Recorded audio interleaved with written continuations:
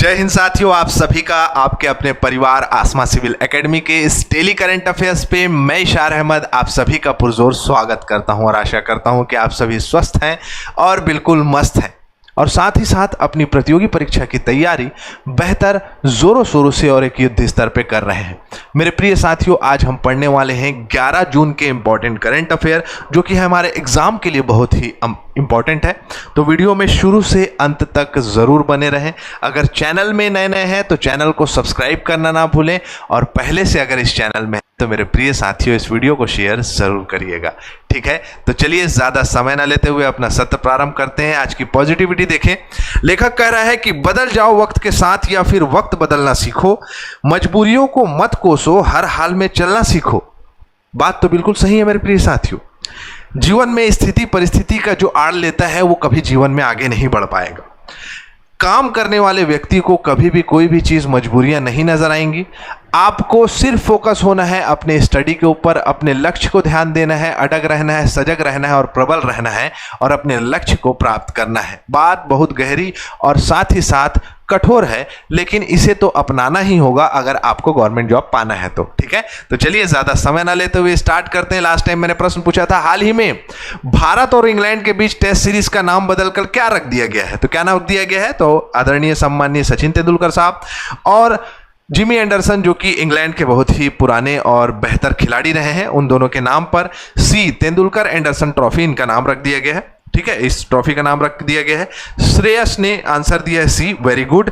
और साक्षी ने कहा है छत्तीसगढ़ करंट अफेयर ज्यादा ऐड करिए सर।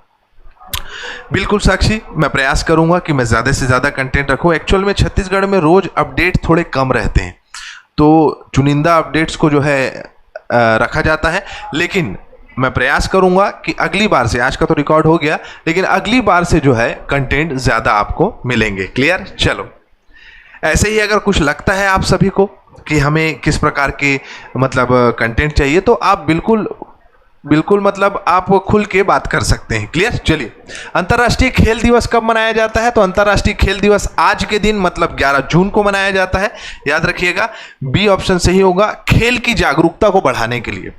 आज की डेट में देखोगे जितने भी पेरेंट्स हैं वो बच्चों को पुश करते हैं कि बेटा ग्राउंड में खेलो, ग्राउंड जाओ। नहीं तो बच्चे क्या है, मोबाइल में जो है हमेशा मोबाइल में दिन रात भिड़े रहते हैं, मोबाइल में गेम्स खेलते हैं, मोबाइल से उनसे छूटते नहीं। तो बिल्कुल सही बात है, आज के दिन खेल की जागरूकता को बढ़ाने के लिए ये दिवस मनाया जाता है जिसे हम अंतर्राष्ट्रीय खेल दिवस के रूप में जानते हैं। यही चीज़ें लिखाई होगी कि खेल को संरक्षित करने, बढ़ावा देने, प्राथमिकता देने, प्रयास को महत्वपूर्ण मील का पत्थर साबित करने ताकि सभी लोग, विशेष रूप से बच्चे, इसमें लाभ उठा सकें और अपनी क्षमता को बेहतर कर सके, शारीरिक क्षमता को बेहतर कर सके। ठीक है, आप देख सकते हैं छोटे छोटे बच्चों को चश्मे लग जाते हैं और ये सही बात नहीं है। 2025 इंडोनेशिया ओपन बैडमिंटन टूर्नामेंट में पुरुष और महिला एकल खिताब किसने जीता है?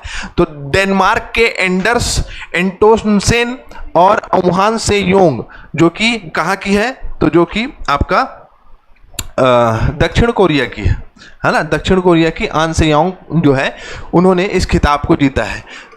ये पहले पता होना चाहिए आपको। उसके बाद इंपॉर्टेंट आ जाता है कि इंडोनेशिया ओपन सुपर 1000 पे होता है। ठीक है, एक सुपर 1000 खिलाड़ियों के बीच में 43वें नंबर का संस्करण था और इसमें राशि जो दी जाती है वो है 14,50,000 रुपए, सॉरी 14,50,000 डॉलर है भैया, है ना। जकार्ता इंडोनेशिया में ये आयोजित कराया जाता है जिसे हम इंडोनेशिया ओपन के नाम से जानते हैं। बाकी मैं खिलाड़ियों के नाम आपको बता दिया हूँ। ठीक है, चलो अगला प्रश्न है, हाल ही में भारतीय जीवन बीमा निगम के मुख्य कार्यकारी अधिकारी का अतिरिक्त प्रभार या सीईओ जो कि अतिरिक्त प्रभार वाले हैं उन्हें किसे सौंपा गया है? तो सतपाल भानु जी जो कि एक वरिष्ठ अधिकारी हैं, किसके? तो आपके LIC के, इनको ये पदभार दिया गया है। भारतीय जीवन बीमा निगम लाइफ इंश्योरेंस का कार्य करती रही है 1956 से भारत के लिए, है ना, जो कि जिसके अगर हम देखें तो मुख्य कार्यकारी अधिकारी का अतिरिक्त प्रभार जो है वो सतपाल भानु जी को दिया गया है। सिद्धार्थ मोहंती जी का स्थान ये लेंगे। ठीक है। अब समझने वाली बात या जानने वाली या प्रश्न पूछने वाली बात यह है कि 1 सितंबर 1956 को LIC की स्थापना हुई है। जीवन बीमा निगम अधिनियम 1956 के तहत 113 मंडल कार्यालय है, 8 क्षेत्रीय कार्यालय है, जिसमें 1381 उपग्रह कार्यालय है। ठीक है, कॉरपोरेट कार्यालय भी है इसका, तो ये इंपॉर्टेंट हो जाता है। चलें आगे। अगला, ग्रामीण डिजिटल परिवर्तन के क्षेत्र में उत्कृष्ट प्रदर्शन के लिए राष्ट्रीय ई गवर्नेंस पुरस्कार 2025 का गोल्ड पुरस्कार निम्न में से किस ग्राम पंचायत को प्रदान किया गया है? तो मोस्ट इंपॉर्टेंट मेरे प्रिय साथियों, बहुत ही ज़्यादा इंपॉर्टेंट हो जाता है ये। यहाँ पर जानने वाली बात यह है कि एक ऐसा ग्राम जो कि गृहिणी ग्राम पंचायत महाराष्ट्र के रूप में जाना जाता है, यहाँ 100% आबादी जो है वो आदिवासी आबादी है।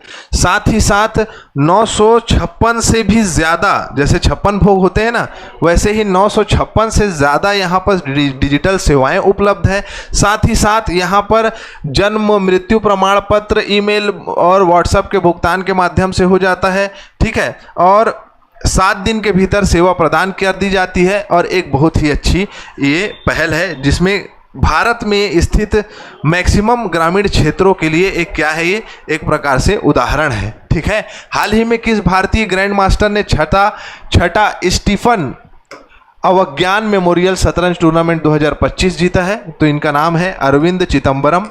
ठीक है, सेकंड नंबर में आर प्रज्ञानंद रहे हैं, लेकिन इस टूर्नामेंट को जीता किसने है? तो जर्मेनिया में होने वाले इस टूर्नामेंट को, अर्मानिया में होने वाला ये टूर्नामेंट को अरविंद चिदम्बरम ने जीता है, जो कि 9 राउंड में 6.5 अंक हासिल किया था इन्होंने। ठीक है, दूसरे नंबर में रहे हैं आर प्रज्ञानंद।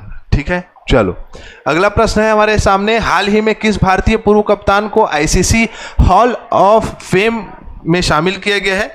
तो भारत में कुल 11 भारतीय खिलाड़ी हैं जिनको हॉल ऑफ फेम में शामिल किया गया था, ICC मतलब इंटरनेशनल क्रिकेट काउंसिल के द्वारा, जिसमें अब महेंद्र सिंह धोनी जो कि हमारे भारतीय पूर्व कप्तान रहे हैं, और इनकी उपलब्धि के बारे में अब क्या ही बताऊं मैं आपको। ओहो, थोड़ा गर्दन में दर्द है मेरे, इससे फ़र्क नहीं पड़ता। T20 वर्ल्ड कप 2007 इन्होंने जिताया है, वनडे वर्ल्ड कप 2011 जिताया है, चैंपियंस ट्रॉफी 2013 जिताया है इन्होंने। ठीक है, प्रमुख ट्रॉफियों को इन्होंने जीत हासिल कराई थी भारतीय टीम के कप्तान रहते हुए, और इन्हें हॉल ऑफ फेम में शामिल किया गया है। ठीक है, चलो अगला प्रश्न है हमारे स्क्रीन के सामने, जो कि रिवीजन के रूप में होगा।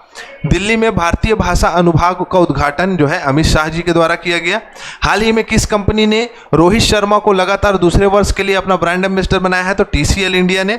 शैलेश सिंह मेहता जो है वो फर्टिलाइजर एसोसिएशन ऑफ इंडिया के क्या बन गए हैं? तो अध्यक्ष बन गए हैं। ठीक है, चले आगे। अनाहत सिंह जो है वो स्क्वैश खिलाड़ी, ऐसी स्क्वैश खिलाड़ी बनी है जो कि प्लेयर ऑफ द सीजन के रूप में जानी जाएगी। उपरोक्त सभी Latvia, Bahrain, Colombia, Liberia, Congo लोकतांत्रिक गणराज्य, ये सभी देशों को शामिल कर लिया गया है UN के संयुक्त राष्ट्र सुरक्षा परिषद के गैर स्थायी सदस्य के रूप में। ठीक है, जो कि यूनाइटेड नेशन सिक्योरिटी काउंसिल का हिस्सा रहेंगे। तीसरी बार क्रिस्टियानो रोनाल्डो ने UEFA नेशन लीग, रोनाल्डो ने UEFA जो नेशन लीग है उसको जीता है। ठीक है, तीसरी बार।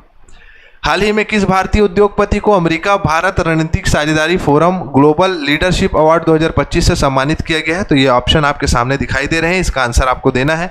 हमारा सत्र यहीं कंप्लीट होता है, मैं इसी के साथ इजाजत चाहूँगा। जय हिंद, जय भारत।